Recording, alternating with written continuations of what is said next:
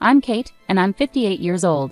I work as a neurologist at a university hospital in France. Since my daughter is on a short study trip to America, I decided to take a long break. How many years has it been? Visiting the university hospital, where I used to work, brings back both happy and sad memories. While sitting at the cafe terrace I used to visit during breaks, drinking coffee, I realized that 18 years have passed. The view outside has changed a bit, but under the same clear blue sky, I suddenly remembered my ex-husband's words. I prefer a smart child born to a 23-year-old woman than a child born to an older woman. His unexpected words left me shocked. What do you mean by that? It's obvious. As a doctor, you know the risks of older pregnancies, right? Your statement isn't about maternal health or childbirth itself exactly. It's about the child's abilities. Why are you bringing this up now? You knew this from the start, didn't you? That's why we pursued fertility treatments. Well, that's true. I did want a child then. But things have changed. I don't understand. I truly didn't understand. As a doctor couple, me, a neurologist, and him, a plastic surgeon, we struggled with infertility for 2 years. Finally, at age 40, we conceived through fertility treatments. When I got pregnant, Noah, my ex-husband, was thrilled and became very protective until we reached a stable stage in the pregnancy. Friends, colleagues, and family joked that the real challenge would come after the baby was born. We were so happy, but within a few months, Noah said those shocking words. Did you really not realize? Huh? Didn't notice what? I was aware of what was happening outside the house. There was no way I hadn't noticed, but there was also the reality of our growing family. A few months later, I began to think, this can't continue. I struggled to gather my courage, staying up late to wait for Noah to return home, trying to start a conversation many times, and on that day, I waited again. Welcome back. Oh, you're awake. Yeah, I wanted to talk. Whether Noah understood my feelings or not, his indifferent response was all I received. Hey, I got an invitation to attend the hospital's dad class today. Do you want to go? Huh? Apparently most husbands attend the class. I'm not going. Huh? I said I'm not going. I'm not interested. Not interested? I'm a doctor, you know. I've seen countless pediatric patients. I don't have a problem with kids, so isn't that enough? But raising our own child from infancy is completely different. Even though I'm a doctor, I have no idea about childbirth or parenting. It's beyond what I can imagine. That's your perspective. Mine is different. I'm fine, so I'm not going. End of discussion. Noah remained uninterested and exerted pressure, but I lacked the courage to continue. One of my colleagues mentioned she saw him. Cheating? She saw you recently in the city, arm in arm with a young girl, happily shopping in a department store. Oh really? Was that person stalking me or something? No, she just happened to be there and saw you. But she decided to gossip and used the word cheating. If it's untrue, that's slander, right? Huh? That's not the point. That's exactly the point. You realize I'm being suspected, right?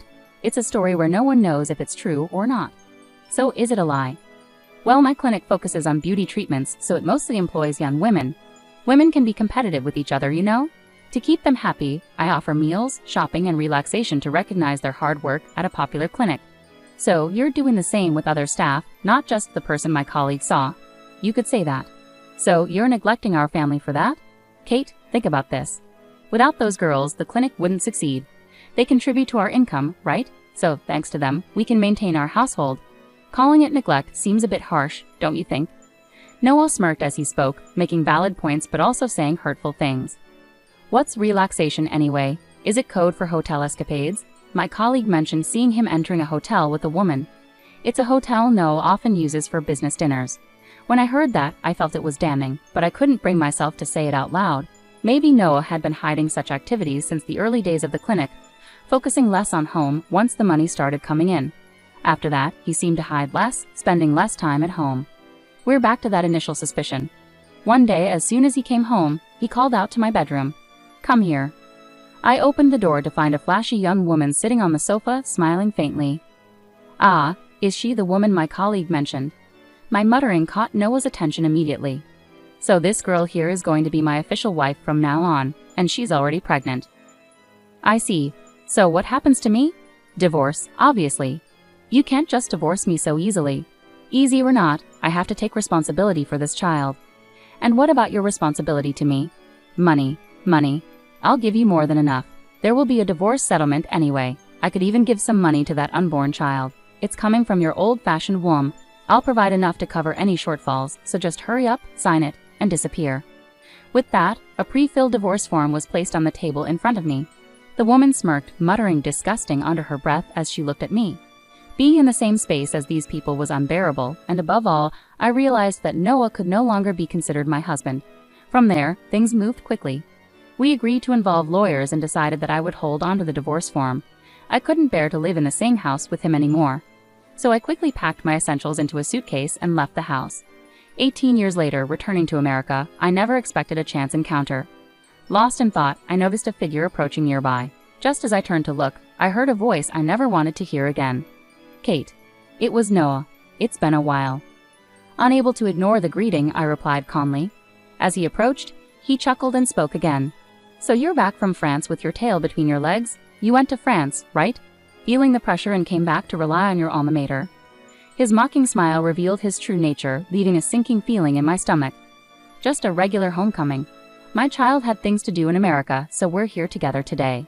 So that child from back then, I see. Why are you here together? Is that child sick or something? His words left me stunned.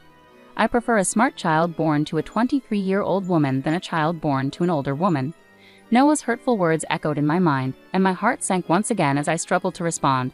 Footsteps approached from behind. Mom, who is he? Grace's voice brought me back to the present. She looked at Noah cautiously, and upon seeing her, Noah glanced at me suspiciously. Smirking, I said to him, "This is Grace, my daughter, and biologically, yours too." My words left Noah wide-eyed in shock. It wasn't surprising. Grace was tall, beautiful, and carried herself with elegance. Plus, if Noah had been keeping tabs, he might have heard the rumors about her. Carefully choosing his words, Noah asked me, "Wait, could she be Grace from the surgical research lab?" Bingo! Grace is here for a temporary stint in the surgical research lab. Noah was speechless, and I couldn't help but laugh. The child he had abandoned before birth had grown into an exceptional medical student after 18 years. Moreover, Noah had assumed that a child born from an older pregnancy would be less capable or have health issues. He could never have imagined that she would become such a talented young woman. Surprised, aren't you? The woman you discarded, who you used to criticize about her age during pregnancy, has turned out like this. And Grace is even skipping grades. She's a second-year medical student at just 18. She's already graduated from university. I couldn't help but smile at Noah's clueless reaction. Don't you know about the education system in France? Shut up. With all your knowledge, I thought you'd be aware. Noah reluctantly apologized, biting his lip. His pride was immense. Even in our marriage, he would bristle at any criticism from me. Now approaching 60, it seemed little had changed. Quietly, I continued, Grace graduated from high school at 15 and college at 17. She's worked so hard, despite me being a single parent. She's an exceptional daughter, both inside and out. She's my pride and joy. I beamed proudly, but Noah, clearly frustrated, threw out a statement that demanded attention. You must have used your authority as a doctor to pull strings, right? Maybe you're even a professor over there. With that kind of power, you could manipulate anything. High school, college, even medical school. But don't think I'm like you. Is that so? Is that your version? Sending your child to low-ranking high schools, struggling to get into any university, let alone dental school. You probably managed to finagle your child into some countryside medical school, right? How did you find out? I ran into someone who knew you from junior high and high school. Heard quite a bit. Caught off guard, Noah seemed desperate to know who it was. Who was it? He asked eagerly, almost childlike. Annoyed, I ignored him and took a sip of the coffee in front of me. Its familiar taste eased my troubled heart a little. One of the hospitals affiliated with the university where Grace was accepted is managed by an American. He seemed eager for me to start working at the university hospital right away, but I was pregnant at the time. So he suggested I teach at the university and work part-time at the clinic. It turns out he knew about my situation and asked about Noah. I didn't know him personally, but he mentioned hearing about me and my husband. I've heard rumors too about how being wealthy lets you push people around or play games with others. Noah's family were countryside landowners, wealthy and influential. As an only child, he fit the stereotype of a typical rich kid who could do as he pleased. Who told you all this? Tell me. It doesn't matter who it was. Your reputation precedes you, right? Your behavior has been talked about among your peers and acquaintances, who said it doesn't change the truth. To silence him from further protests, I added firmly, that person warned me that I was being used. At first, I didn't understand, but after listening carefully, it all became clear. You coming from the countryside, and me, living in the city. When we first met at our new workplace, I didn't know anything about your background. That ignorance was convenient for you, wasn't it? So you figured it out. Yeah, that's right. We were both new at work, and I had just moved from the countryside where no one knew me. You, being new too, didn't know about my troubled past or my character. You were convenient for me. What's wrong with that? Finally, Noah admitted it, and I confronted him directly. But that's not all, is it? Huh?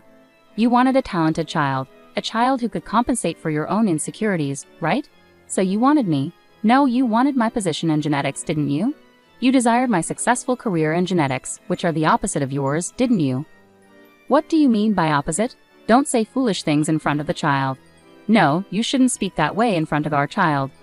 Even after admitting everything, he tried to protect his pride. His petty behavior disgusted me. Don't worry, Grace knows everything. Huh, everything. Everything, including how you abandoned both Grace and me in pursuit of your ideal child, and your entire history. What? Did you spill everything? I simply stated the truth, how you disappeared before Grace was born. Trying to deceive Grace, who is so perceptive, won't work. I don't understand, Noah's voice echoed loudly in the quiet cafe terrace. Then Grace, who had been silent until then, spoke up. Don't you think it's pathetic? Huh? I'm asking, don't you think it's pathetic? Why should I care what you think, you little brat? Even to someone you see as a brat, your actions are pathetic.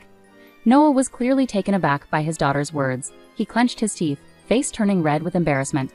Grace continued, observing him calmly. As my mother said, I know everything.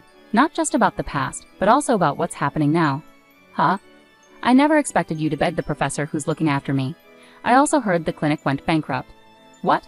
Due to repeated failures in plastic surgeries, a decline in customers, embezzlement, and failed investments. It probably all began 18 years ago. How dare you say such things? It started when you abandoned my mother and chose someone else. Or perhaps it started when you started making easy money at the clinic and got involved with someone blinded by money. Their presence turned you into a greedy monster and led to your downfall. Grace's words struck Noah hard, making his face even redder and his lips tremble. Why don't you admit it?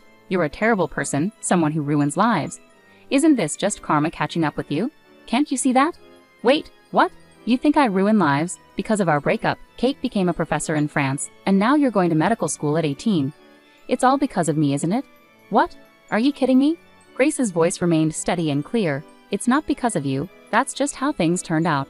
Sure, the divorce might have been a trigger, but my acceptance into university right after was the result of my mother's hard work up until then. And my effort to attend medical school early is also because of her constant support. She's always been someone who works hard and cares for others, and that's why good things come to her. But for someone who easily discards others and ends up ruining their workplace, there's a sad reality waiting where they'll have to rely on their dwindling pride. I saw a new side of Grace in that moment. While we've had heated discussions before due to differences, I'd never seen her raise her voice or express anger towards someone. Though I've had my moments of heightened emotion, quietly absorbing feedback from others, including Grace herself, I never expected her to see me that way or have those thoughts. Yet even faced with Grace's undeniable reasoning, Noah struggled to control his emotions. What? You wouldn't even exist if it weren't for me. Everything is thanks to me, right? How can you say that to your own child? I intervened, my voice tinged with anger and sadness. It's okay, Mom. It doesn't bother me. I'm grateful for being born, but technically, it's thanks to my grandparents who supported you all those years. Noah clearly hadn't expected his parents to be brought into the discussion. He froze, his expression stunned. I kept in touch with your parents even after we separated, and they shown concern for Grace. But you wouldn't know that because you cut ties with them after our divorce. What? You're still in contact with my parents? Did you manipulate them against me to gain allies? No, Noah. Your grandparents disowned you because you cheated on me and remarried. You barely graduated from medical school with financial help, struggled to attain your medical license after numerous private lessons, and barely held a mediocre position at a general hospital after an additional year under senior doctors' shadows. Unable to accept this due to your pride, you convinced your parents to open a cosmetic clinic for you. However, you became enamored with the plastic surgery trend, resumed womanizing during your residency, and started hiring based on your personal interests. It became a harem-like environment, culminating in impregnating a nurse over 2 decades younger, abandoning your family, and ultimately causing the collapse of the clinic built by your parents. What more could your grandparents possibly do for you? Overwhelmed by Grace's relentless recounting of Noah's troubled history, delivered flawlessly, Noah could only stammer incomprehensible words in agony.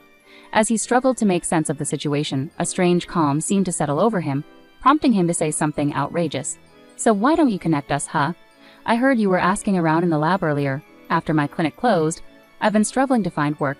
I imagine you're facing challenges too, reaching out to your mother's former workplace for help. Everyone's been distant. If you, the talented daughter of Kate, who is respected and trusted despite our unfortunate split, were to offer assistance to your reunited father, surely they'd lend a hand, right? Noah lamented like a tragic figure, making such unusual requests, while Grace and I exchanged knowing glances, sighing with pity. Crying to a child you abandoned? That's pretty pathetic and uncool, isn't it? Shut up. You don't know anything about me. I don't know, don't want to know, and have no interest in knowing. I have no interest in someone who, despite being a doctor, lacks empathy, only thinks of themselves, and ends up causing medical mishaps. And it's quite odd to come seeking sympathy from Grace. Don't you have a talented child at home? Ask them for help. Mine is impossible. I only managed to get her into a decent private women's college through connections and money. Ha, you solved it with money again, just like always. Money can fix anything for you. Noah, stirred up by his past being brought up, retorted with a red face, but fundamentally, things shouldn't be solved with money. It's wrong to decide someone's fate with money. Sometimes even money can't fix things, you know. Did you know that one of the victims of your medical mishaps was a relative of my professor? I believe it was my mentor, Professor Ted's niece. She had surgery at your clinic, and there were complications with her facial muscles. Could it be that there are issues that money couldn't solve? It seems like you closed the clinic to avoid dealing with inconvenient cases that money couldn't fix, huh? But you know, people in the medical field are connected in various ways. Like me, I've ended up connecting with your colleagues and friends.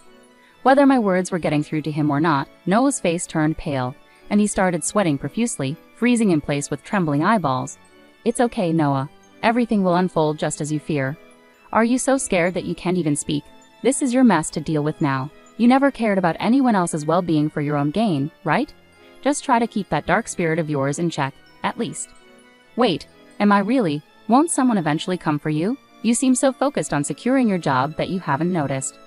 You're kidding, right? This can't be some made-up story. You won't need to look for work anymore. Even if you manage to find something, you won't be able to work anyway. Haha, you're delusional. If that's what you believe, then so be it. Enjoy your time with your family for now. With those final words, I gently touched Grace's arm, signaling it was time to go. Grace returned the touch with a soft smile. After about 2 months of intense medical studies in America, she returned to France. America was amazing. The food was delicious, people were kind, professors and seniors were respectful, and the discussions were fascinating. I might consider returning to America in the future. Grace seemed to have gained new perspectives and emotions from her deep immersion in American culture during her study abroad, unlike her occasional visits before. That's great to hear. Let me know if you need anything. I should also thank the professors. Sure, I'll keep that in mind, Grace replied, wrinkling her nose at a sweet French juice she hadn't tasted in a while. Oh, by the way, did he get caught? Yay. During Grace's time studying abroad, Noah was arrested. The scandal surrounding his failed cosmetic clinic, which resulted in multiple medical mishaps involving staff members, dominated headlines on American news and variety shows daily. Grace must have been aware of it all. Grace returned from her studies with unexpected outcomes. Now 18, she has always been mature and hardworking. While utilizing one's talents is crucial, as someone with over 30 years of medical experience, I deeply believe that medicine must be practiced with compassion. Medicine is about improving lives, and people are at the heart of it all. In the coming years, Grace is bound to grow significantly as a person. As both a parent and a seasoned medical professional, I will quietly support Grace from the sidelines, sometimes walking alongside her. This journey will undoubtedly be a lifelong endeavor,